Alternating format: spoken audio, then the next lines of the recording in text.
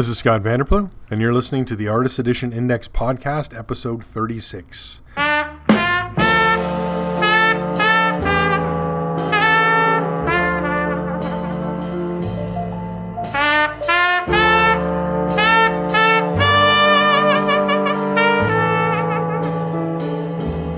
Thank you for joining me once more for this monthly look at all things AE as we take the written word from aeindex.org and bring it to life, or as much life as I can muster to get into my voice.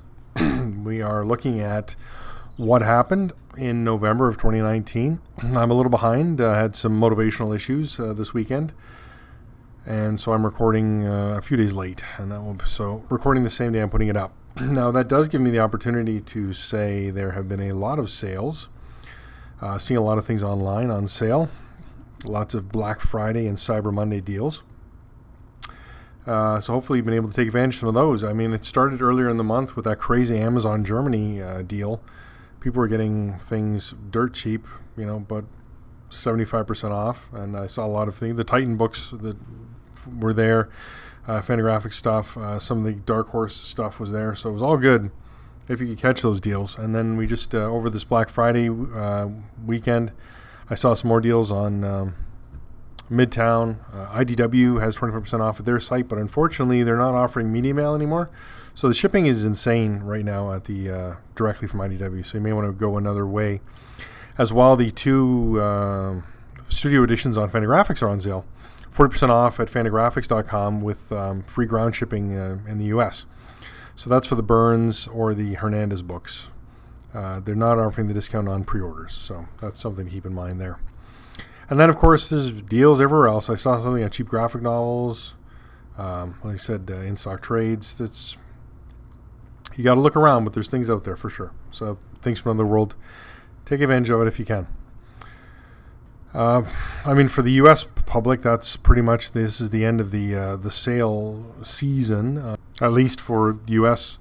In Canada, we still have Boxing Day to look forward to, but it seems recently the Black Friday, Cyber Monday deals are a better discount than the Boxing Day sale. So that's always a bit disappointing, but I do an annual pilgrimage to Toronto, or if you're not from the area, it's Toronto. For those local to the area, we drop the last T, so Toronto. Or if you listen to 80s rock bands, it's Toronto. But I'd like to do a pilgrimage there on Boxing Day, hit up 4 or 5 comic stores, see what's on sale. The sales used to be better. They're coming down as well in person even, so that's a bit disappointing. Oh well, what can you do? There's deals to be had. Take advantage of them while you can, wherever you may be. All right, let's take a look at this month in AE. I should mention that as all these things are available in print or on screen, I guess is more accurate, at aeindex.org. We're also on Facebook at Facebook/Artist Edition Index or Twitter at aeindex. I set up an Instagram account. I haven't done anything with it yet. I'm not sure what I'm going to do with it or how I'm going to use it. I was thinking about parlaying some of the images from the site, maybe garner some interest that way, but so far I haven't done anything with it. So when that comes, I'll do more with it. As well, I'm still slowly working on getting videos going. I was building a shooting rig, and then that didn't work out, and then couldn't really get the camera to where I wanted it to, so I'm still working on that. I'm hoping to have videos added to the site to make my promise come true to my Patreon patrons by the end of the year. Speaking of that, you can support the site if you'd like to 2 ways. One is through Patreon. You go to patreon.com/aeindex, and you can support the site with $1 a month or up to whatever amount you'd like. $1 million would be good, but that's unrealistic. I mean, 10,000 would be great. As well, you can use the affiliate links on the site. Every link I have on the site are affiliate links. So you click on an Amazon link. Now I've added Indigo for the Canadian people who have asked. If you click on an Indigo link, then I get a small percentage of that coming to me from that purchase. So that's greatly appreciated. My best return for the affiliate links is from Things from Another World. So if you're in the domestic United States and like to order artist editions, please use the Things from Another World links. It would be greatly appreciated. All right, let's get to this month. I had some things from the forums. Nicely, our Patreon patron Talon was kind enough to posted a chart of the 10 longest gaps between AE format books. So he took my master list of sales data, which is at the bottom of the Artist Edition Index proper page, and he collated that to see what is the biggest gap. So when one AE format was released, what's the next gap? So let's just run through that list. We're going to run through from 10 up, and interestingly, there's 2 ties. So number 9, which was a tie for 9 and 10, we have Batman: The Dark Knight Returns, was released on May 2016. And there were 77 days between what came before that, and that was Graham Ingles' EC Stories Artist Edition on March of 2016. Before that, we had Will Eisner's The Spirit was released on April 2013, and there were 77 days prior to that release was the Mad Artist Edition on January of 2013. And then for the 7th and 8th slots, 2 more ties. So Frank Thorne's Red Sonja Artist Edition was released on April of 2014. And 84 days before that was John Romita's The Amazing Spider-Man Volume 2 Artist Edition on January 2014. Then, interestingly, the next gap is from that volume, John Romita's The Amazing Spider-Man Volume 2 Artist Edition. 84 days before that, you have Jeff Smith's Bone the Great Cow Race Artist Edition on November 2013.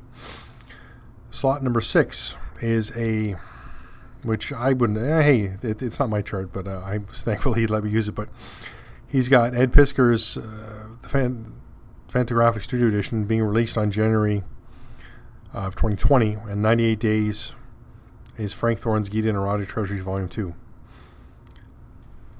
Gil Kane's The Amazing Spider-Man Artist Edition was released on January of 2013, and it was 100 days before that we had Alien: The Illustrated Story, the Original Art Edition, released on October of 2012. I remember picking that up and putting it aside. I bought my own Christmas gift. The family wasn't sure what to get me, so I bought that at my local comic shop and gave it to my wife and said, "Here, tell the kids this is for me." They were young, they didn't know any better, so it all worked out. All right, number 4 on the old chart here. David Mazzucchelli's Daredevil Born Again Artist Edition was released on June of 2012, and it was 126 days before that Wally Wood's EC Stories Artist Edition was released on February of 2012.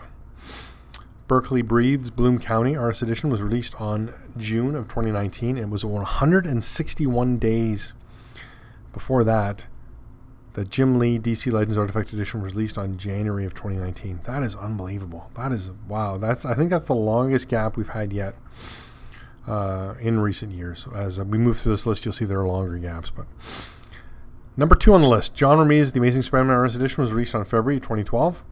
And it was 182 days before that we had Walter Simonson's The Mighty Thor Artist Edition on August 2011. And then that same book, 350 days before that, was Dave Stevens' The Rocketeer Artist Edition. Now, to put that into context, those top 2 items, that's Artist Edition number 1, Artist Edition number 2, Artist Edition number 3. So at first it was a novelty that first year that passed, and then, as you can see, then we got 6 months, and then it started moving up. And then we are where we are now. But that's interesting that we had, in 2019 we had a 161-day gap between volumes. Crazy. All right. Let's move on to the AE Index poll for November. Always brought to us by another Patreon patron, David Jacoy. So thanks again for that, David. David gives me the question. I make it pretty on the website, and then I find the images. So it's a greatly appreciated effort by David. So thank you very much. All right, the poll this month was, in the early 90s, Next Image Comics Valiant was the other big name. The concept of a shared universe combined with cool characters and amazing art and a mix of old school writers and newcomers made Valiant a huge success. Which Valiant series should see the AE treatment? The question, which 90s Valiant series deserves the AE treatment? Let's start with position number 5. 3 votes, Rye and the Future Force, Sean Chen. 4 votes, Magnus Robot Fighter by Art Nichols. 7 votes, Bloodshot, Don Perlin. 13 votes, Archer and Armstrong by Barry Windsor Smith. And then the landslide winner with 34 votes, Solar Man of the Atom, issues 1 to 10 by Barry Windsor Smith. I must admit I voted for Solar Man of the Atom because I was already buying those Valiant books because of the Windsor Smith interior art. I mean, awesome. And then when Miller did I think it was 9 or 12 connecting covers, that was wonderful. Then there was a press poster, a promo poster released of that image. I've got that at home. So great. All right, that's the poll for November. Great stuff. Look for that. The 15th of every month, we put that up, and it stays pinned to the top of the website until the 30th or the 31st, and then I unpin it, so it goes back in rotation. But these votes I leave open. I'm going to readdress them in a year or two and just see if the votes stay alive or people are interested or what have you. All right, moving on. Monthly sales. So this is November sales released by Diamond and collated by ICV2, and this is discussing books that came out in October. We had 2 AE format books released in October: John Byrne's Marvel Classics Artifact Edition and Frank Thorne's Gita and Erotic Treasury Volume 2.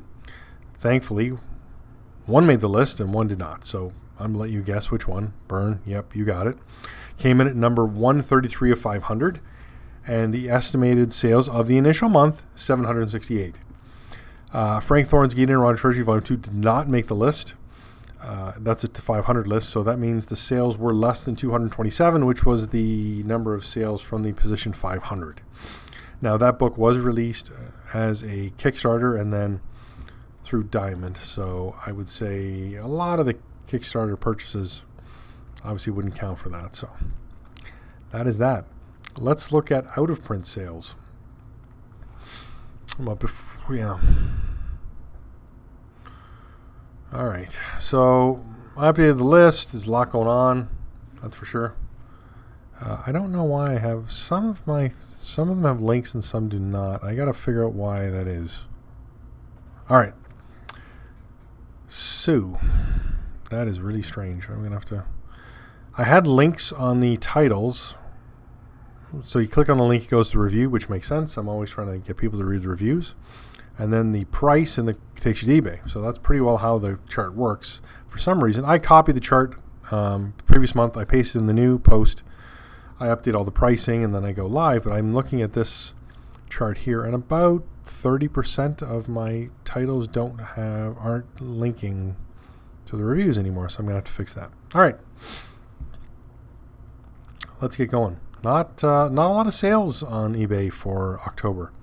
So let's look at what did sell. One copy of Best of EC Comics Volume 1, $134.99, so not bad.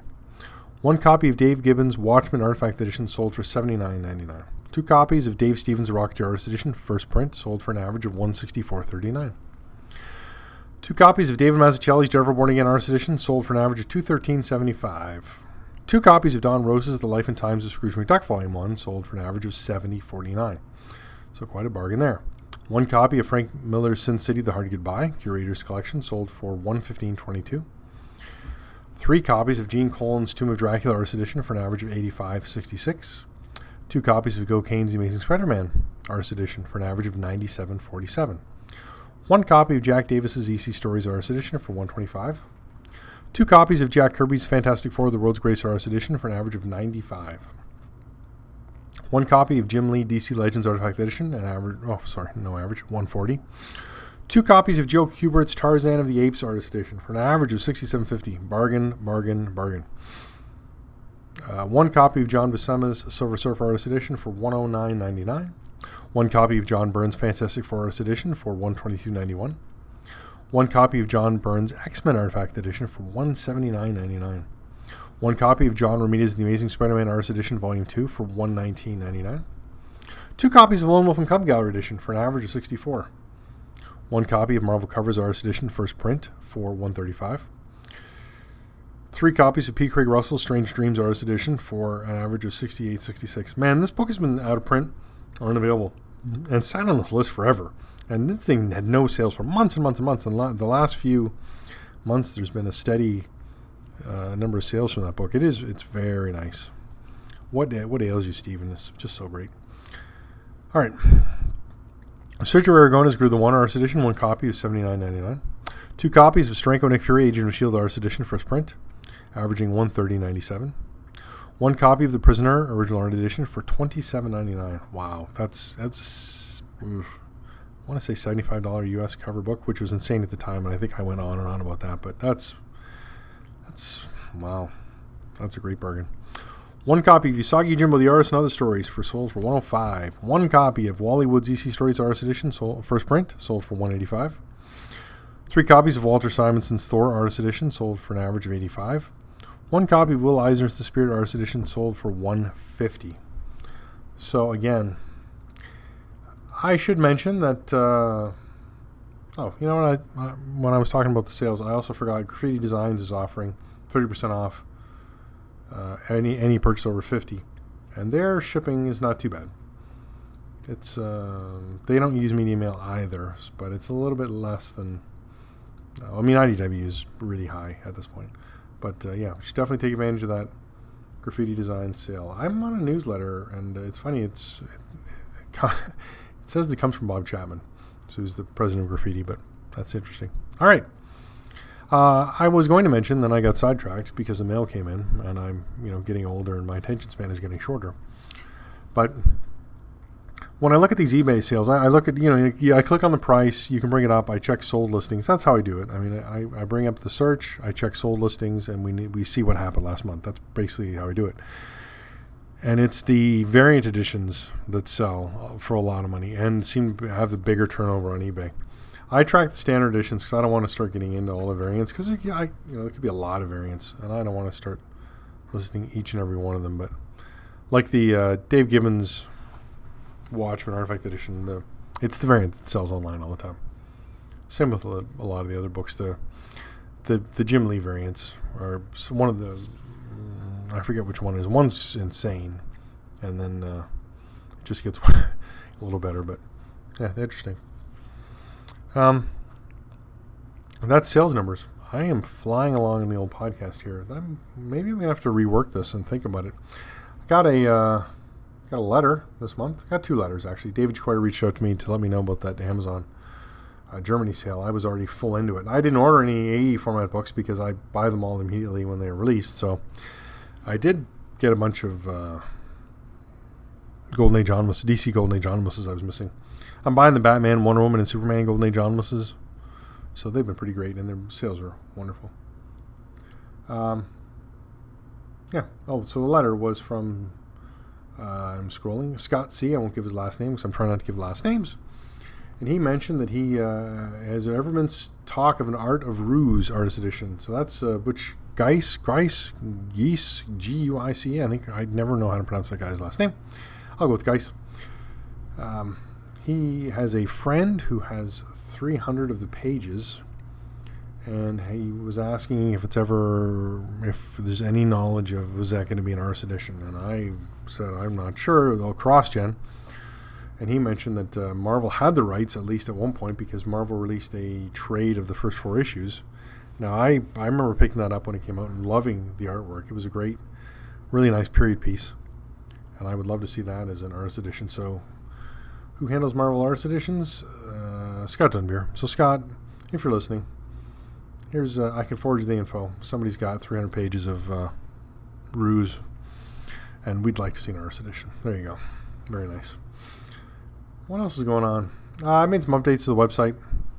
I'm having some troubles with some things, my watermarks on some newest things, especially one review this month, and that was, let's have a look, Roy G. Krenkel, Father of Heroic Fantasy, A Centennial Celebration. This is my one review this month. And I mentioned at the top, this is a departure here for reviews in the Artist Edition Index. So this is not a book of scanned comic art, but it includes comic art, and it's a book of scanned art. So it should fit in. It should fit right in. And I wanted to review it. Overall editor was Scott Dunbier, and designed by Randall Dahlk, so a team we know from IDW. Let me give you the blurb. Roy G. Krenkel illustrated numerous works by Edgar Rice Burroughs, Robert E. Howard, Lynn Carter, and more. But many of Krenkel's works, interesting, they spelled Krenkel's wrong in the blurb. What he called his doodles in a characteristically self-effacing manner were rarely seen by even his biggest fans. And while many of Roy's doodles were simply simple drawings, many were finished illustrations done for the pure pleasure of creating art. Most of the images in this book are published here for the very first time, courtesy of and with the full cooperation of the Krenkel estate, and nearly all have been painstakingly scanned for the original art in a manner akin to IDW's Eisner Award-winning Artist Edition series, with the goal being to showcase Krenkel's gorgeous original art in a way it has never been seen before. while the realms of science fiction, heroic fantasy, paleontology, and historical reconstruction were particular specialties of Roy's, his pen, brush, and palette knew no boundaries. 9 inches by 14 inches, 304 pages, hardcover, $59.99 US, released on November 6th. Interesting, it states cooperation with the Krenkel estate because the two editors of the book, Andrew Stephen Damitz and Barry Klugerman, are both work for the Krenkel estate. And then we have, let's see the credits here. It says edited by Andrew Stephen Damitz, and Scott Dunbury, designed by Randall Dahlk, image scanning by Ralph Vincali. And then we've got the book, which is organized into chapters: Ancient Worlds, Early Inspiration, E.R. Burroughs, Roy and His Friends, Sirens and Sibyls, Paleo Wonders, Robert E. Howard, Enchantments, Pulps and Machines, Warren and Others, and Into the Wild. And like it said, and like I say in the review, read that blurb again, because most of these works are unfinished. Now, that does not mean they aren't gorgeous. There are many wonderful pieces in here. I mean, my eye does gravitate more towards the finished work, I admit it. And my favorite piece in the book is I'm not sure it's a finished piece. It's a piece, looks like a Tibetan monk, or an Eastern monk for sure, with the folds of cloth. It's really, really gorgeous. And then lots of great illustrations, and there's little...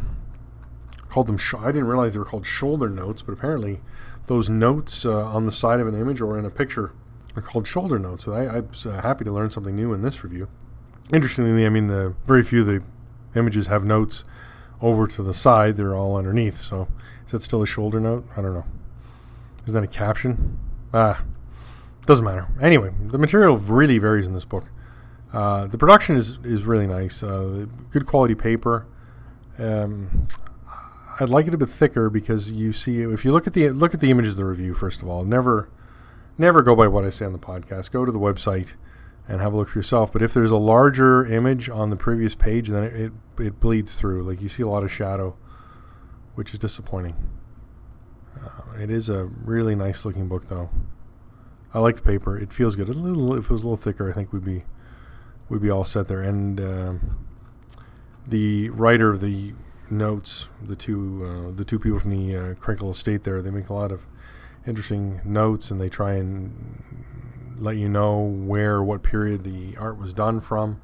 And really, it really varies. Like, there's some just dark, almost like he's used blobs of paint to do it, and then there's some really fine brushwork, and there's everything in between. There's a beautiful illustration done with a red ballpoint pen, and it just goes from there. And when you flip through, you're flipping pages, and I mentioned this in the review, but you hit this image and you think, whoa, is that's Michael Kaluta. I mean, the design of the machines and things, it looks so much like Kaluta. It's unbelievable. And then other things you look at and you think, whoa, is that Jeff Jones? And it's interesting to see how Krenkel influenced these people, and especially that, it seems, that studio, where Kaluta and Jones shared studio with Smith and somebody else. I forget who the other... Wrightson.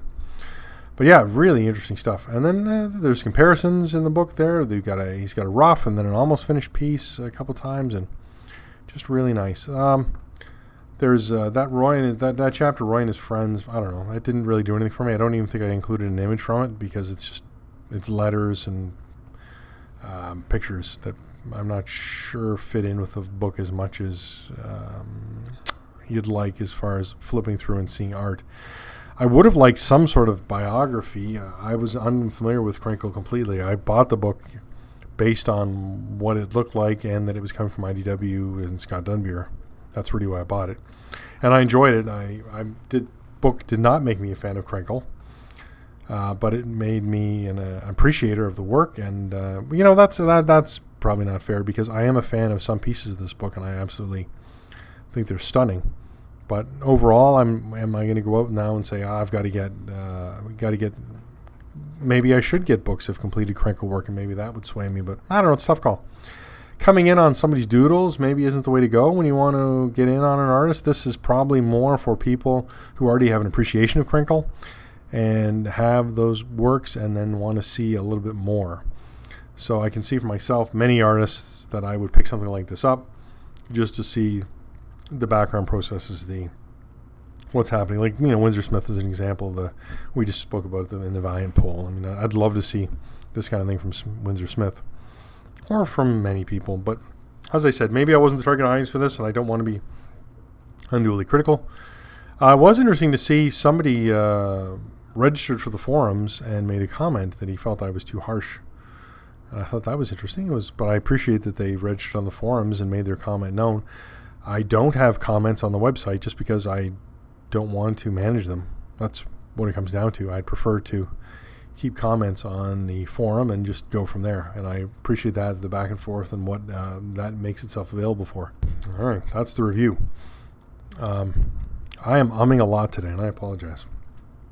I'm also yawning a lot, so I'm pausing my recording constantly, and I'm trying to cut those bits out. So we'll see how that final editing goes. I forgot to do the shipping changes.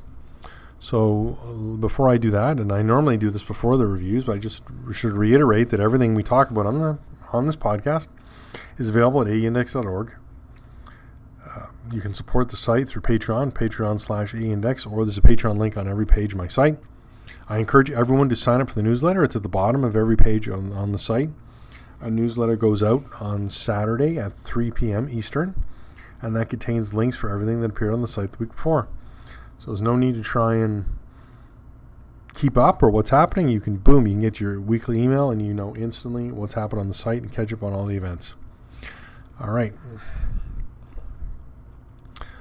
Some changes this month. Star Wars Artisan Edition canceled. Doesn't look to be rescheduled. Diamond removed it from their site. There's been no announcement from IDW about it. And Diamond also canceled any pre-orders. I spoke with my local comic shop about that, and they just had it was removed from Diamond about a week and a half ago, and then this last invoice for comic shops, the pre-orders were canceled. So that's interesting. Original art, Daniel Clow's Fantagraphics Studio Edition, moved to February 12th. That was a week bump. And then Nexus, the newspaper strips, Volume 1, the Coming of Grimmondo Artist Edition, moved twice. So it's now March 18th. There's also been a bit of controversy about this book, because on the Dark Horse website, it's now listed as $150 as opposed to $100 that it was listed for. I mean, the solicitations are just that, subject to change, but we still don't know what this book is. We don't know if it's like the giant Marvel editions of like Kirby is Fantastic, where it's just blown up comic art at a big size, or if it is in fact an artist edition where it scans the original art. We don't know. Steve Rude's team, I don't know who handles their emails, didn't get back to me. Dark Horse declined to take part in an interview about the book, and they have not posted any previews up on their website yet, so we really don't know what this book is. The nice thing is, because it's a Dark Horse book, it will be available on all your online outlets. At some point we should see a discount. It's available from your local comic shop. It's available from a lot of places, so if you don't feel the pressure to pre-order, then don't, but pick it up when it's released. That way you'll know what's happening. As well, the year is going to close out, and we're not going to have any more artist editions. The last artist edition format book to be released, Frank Thorne's Gideon Erotic Treasury Volume 2, October 16th. I have heard word that we should see, and that was Volume 111. There have been 111 AE format books, according to my master list on the site.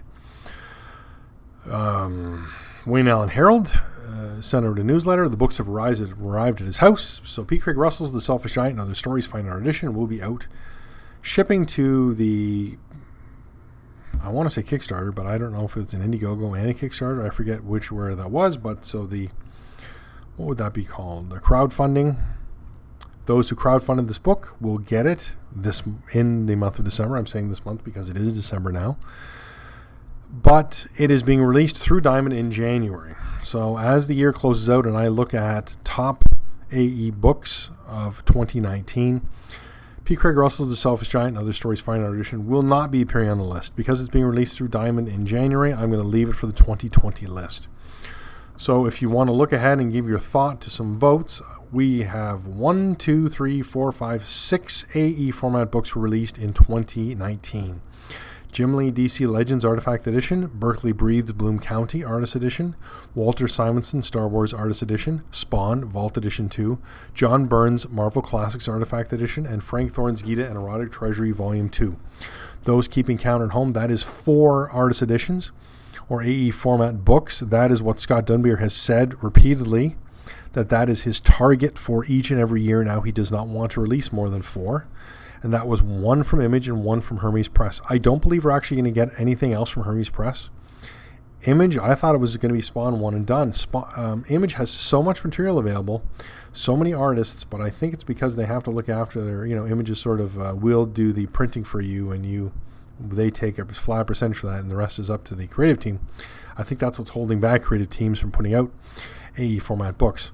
But again, if you look at this list, we did not see anything from Graffiti Designs in 2019. We did not see anything from Wayne Allen Hale Productions in 2019. We did not see Fantagraphics. We did not see Kitchen Sink. We did not see Dynamite. We did not see Dark Horse. We did not see Titan. These are publishers that we've seen something from every year, every other year, and that's slowed down even that much where we're limited to these 6 books. Let's hope. Publishers, I was really hoping that these other publishers would be releasing at least 1 a year. Just give us 1. I know Bob Chapman said he was really hoping to get that Sandman out in 2019, but that's pushed to 2020, so maybe we'll see 2 in 2020. I don't know. Those who support me on Patreon, I did a post about my chat with Bob Chapman, what he has coming out for 2020, and what his plans are for Dave Mazzucchelli's Batman Year 1. So if you're interested to see that, please sign up for Patreon. All right. That wraps up for the month. Thank you for joining me. I was off to a slow start there, but things got rolling a bit. Please shoot me an email, scott@aenx.org. Any of your questions. I love to answer questions. I love to look up my volumes and try and look at things. I will be doing hopefully some different things as new things approach. When you look at this list and you say, whoa, 6 volumes in 2019, that's 1 review every other month. So I'm trying to review other books. I'm trying to have 1 review a month at least, where I can keep, things moving, rolling on the site, try and provide some value to my Patreon patrons.